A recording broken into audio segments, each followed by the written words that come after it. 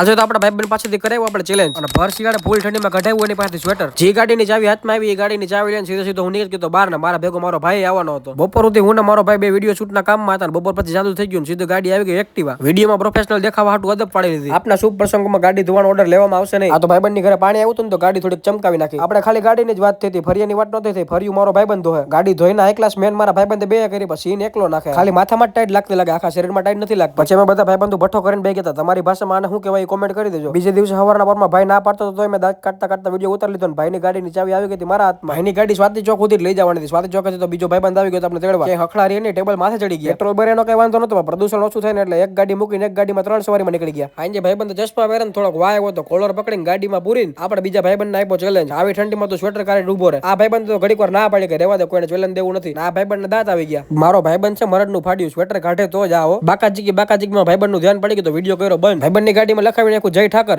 તમે બધા કોમેન્ટમાં લખી નાખજો જય ઠાકર. આપણો અમદાવાદનો ભાઈબંધ હવે જાય પાછો તુલસી બસમાં અમદાવાદ. બધા એને ગુડ નાઇટ ને બાય બાય કહી દેજો. ત્યાં સુધી બધાને જય શ્રી રામ.